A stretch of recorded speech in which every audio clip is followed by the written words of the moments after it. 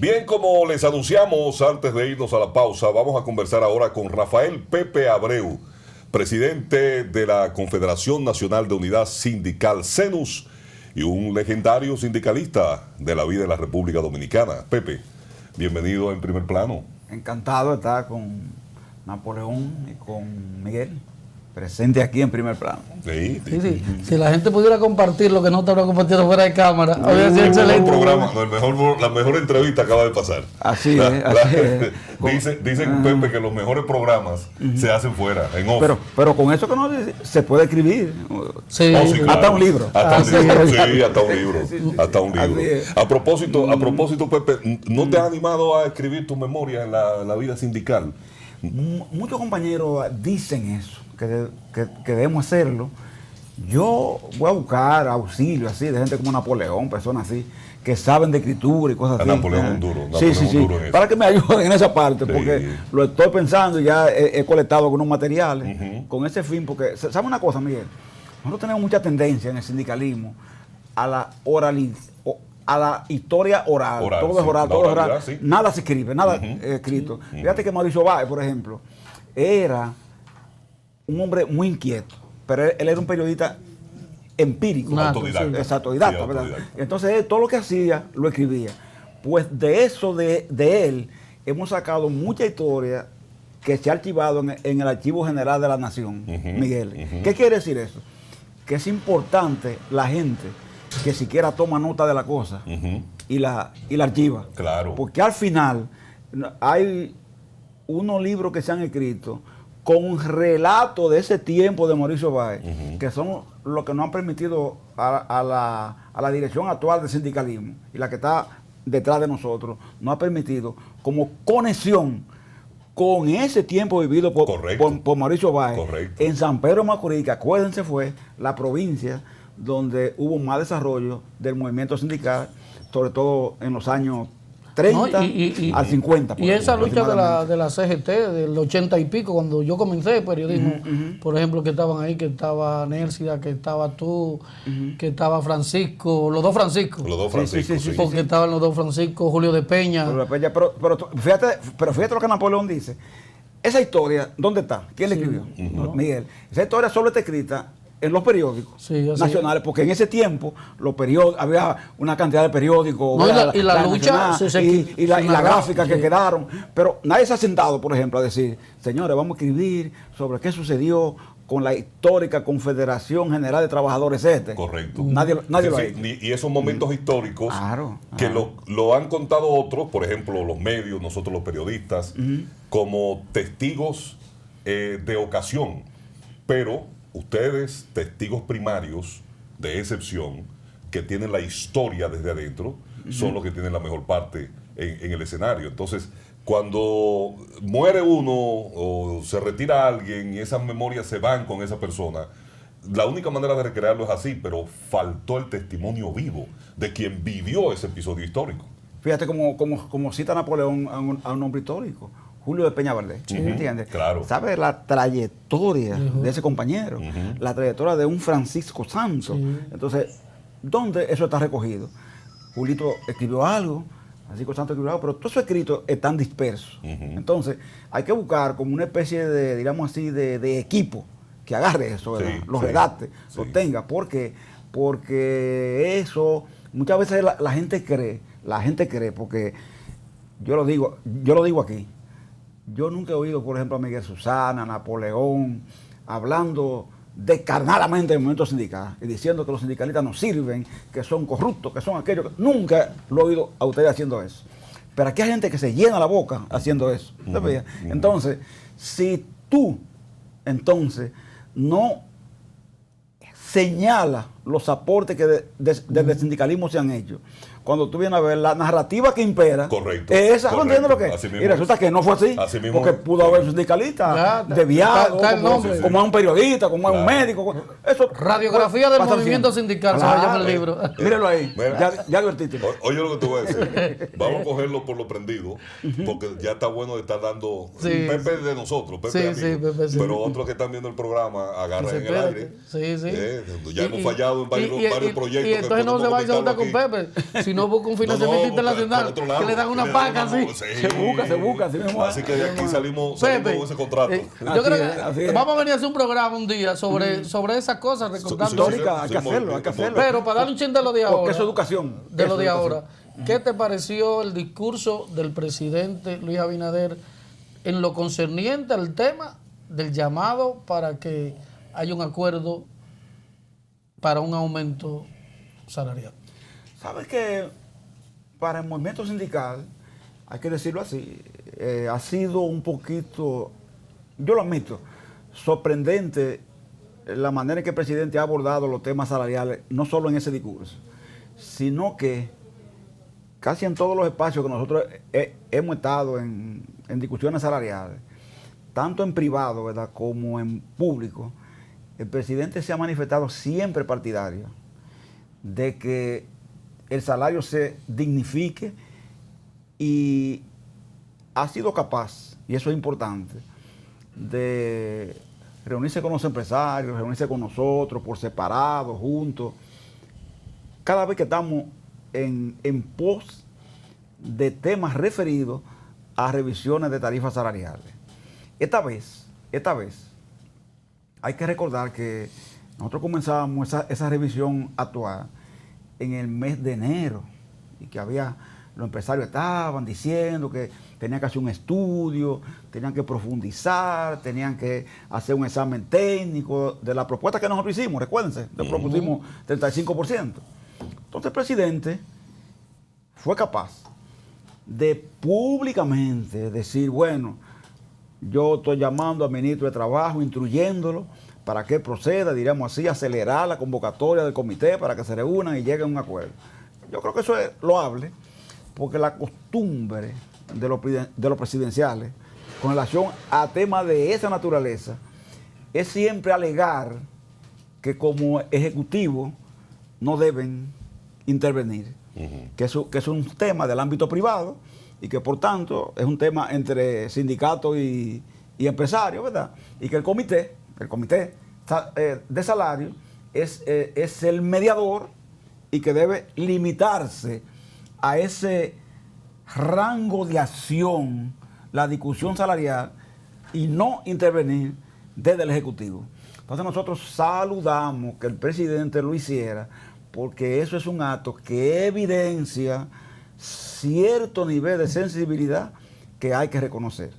Y ojalá que los empresarios, digo yo hoy aquí, entiendan el mensaje y cuando se convoque el Comité Nacional de Salario, que ya se va a convocar para el miércoles de la próxima semana, lo anuncio aquí, primera vez porque todavía no es público, vayan entonces con una respuesta a la propuesta que el movimiento sindical ha planteado.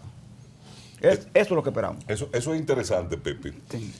Tú testificas de que reuniones privadas, en lo público lo hemos visto, ¿verdad? El presidente siempre ha abordado con cierta preocupación, cierto compromiso, el tema de salarial.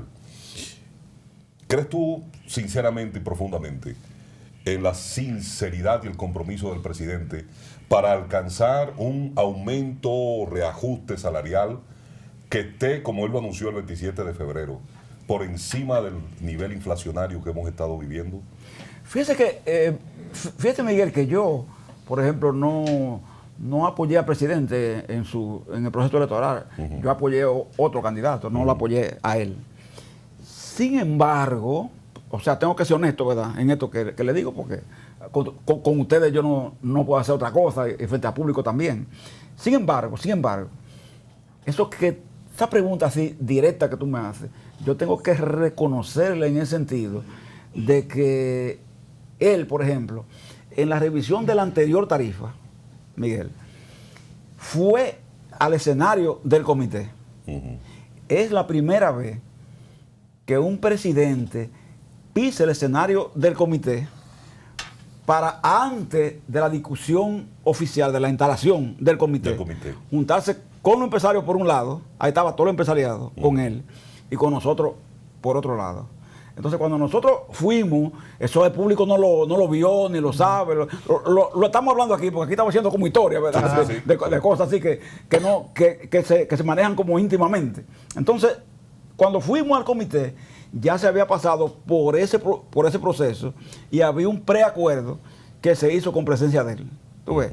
Y eso es bueno, porque eso te enseña también que tú, desde un mando ejecutivo como presidente, necesariamente tienes que demostrar interés por temas que son del ámbito general. ¿Tú entiendes lo que afectan 2 o 3 millones de personas? ¿Entiendes? Entonces yo creo que él ha demostrado, sí, una actitud sincera. Él nos dijo a nosotros que su padre, José Rafael Abinader, siempre le decía a ellos, porque él era economista también, ¿verdad? Él le decía a ellos que le preocupaba que en la República Dominicana como que el salario real no estaba en concordancia con el aumento de los precios, con cómo los precios aumentaran. Entonces, él nos señaló ese día, el presidente Abinader, cuando nos dijo eso que su padre explicaba,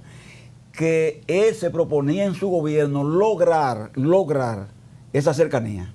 O sea, salario versus precio, de manera que fueran como acercándose para que el salario real recuperara la capacidad de compra perdida. Que ustedes saben que es mucha, ¿verdad? Y estamos muy atrás. Sí. Entonces yo considero que por eso no nos extraña esa actitud, ese comportamiento que tiene de darle seguimiento a una situación como lo es la discusión salarial. Pepe, regularmente ustedes se tomaban meses en esa lucha. Siempre ustedes entraban 35, 40%. Al final terminaban con un 10, un 15, prorrateado. ¿Usted cree que ahora, por la misma intervención del presidente, se pueda llegar a un acuerdo salarial que satisfaga por lo menos el reclamo de ustedes, si no el 35, un 20%, que sobrepase el 10% que regularmente le dan los empresarios? Miguel lo dijo, el presidente señaló el tema referido a que estaría esperando en el acuerdo un aumento superior a la inflación acumulada. La inflación acumulada es un 16% en los 2 años. Quiere decir eso entonces que cualquier aumento salarial que esté por encima de ese 16 implicaría más o menos una cifra cercana a lo que Napoleón está diciendo. ¿Por qué nosotros planteamos un 35? Porque nosotros calculamos esto. Decimos, bueno, supongamos que doblemos la inflación acumulada. Eso significaría aproximadamente 32%. Un 32%, ¿verdad? Entonces nosotros consideramos que es una suma moderada, prudente, para comenzar un proceso de negociación. Lo que pasa es que ha sido incómodo porque los empresarios a la fecha de hoy, en 4 reuniones, no han propuesto ni siquiera 5, ¿me entiendes? Entonces los empresarios tienen que salir de ese encasillamiento y dedicarse a proponer. Ellos tienen que tomar en cuenta lo siguiente, señores. El salario mínimo no construye bienestar, El salario mínimo es para que la gente subsista pura y sencillamente. Entonces, esos mínimos que estamos discutiendo impactan los quintiles 1, 2 y 3. Si eso se restringe más, se alarga más ese proceso, entonces tú estás haciendo que la subsistencia de esa persona, que son los trabajadores de esas empresas, pues entonces puedan y estén en capacidad de aportar menos al propio desarrollo de ese tejido empresarial que manejan esas propias empresas con sus trabajadores. Entonces es hora de que ya se salgan de ese ámbito y hagamos una discusión, porque lo que estamos proyectando nosotros es que el salario actual mínimo, esa revisión, es una coyuntura. Pero para poder alcanzar lo que el presidente nos planteó en la reunión original, Miguel Susana y Napoleón, hay que llegar a un acuerdo por el salario que sea progresivo, que sea continuo en el tiempo. De manera que Que una homologación de la inflación. Que esas revisiones anuales, tú ves, cada 2 años, se conviertan en revisiones anuales. Aunque sean de suma moderada, pero tú haciendo suma moderada, si es continua, anualmente, va a llegar. Es medio y va a llegar a llegar óptimo, deseado en un momento determinado, aunque como todos sabemos, nunca uno... la vida nunca permite que uno se sienta totalmente satisfecho, nunca será así, pero por lo menos lograr un estado de bienestar mínimo, que la familia trabajadora sienta que vale la pena un empleo, que vale la pena trabajar, porque permite que con el fruto de tu trabajo tú te puedas realizar como persona. Esto es importante. Mira, tenemos que hacer una pausa, Pepe y amigos televidentes. Sin embargo, quiero dejar dos cuestiones sumamente importantes sobre la mesa. Uno, la posición y la actitud que tú puedes observar y que han mostrado los empresarios sobre esta propuesta del presidente y el tema de aumento salarial. Dos, el análisis de los diferentes quintiles y la canasta básica familiar, para qué da un salario mínimo en la República Dominicana comparado con la canasta familiar. Esto y más cuando regresemos aquí en Primer Plano. Estamos conversando con Rafael Pepe Abreu.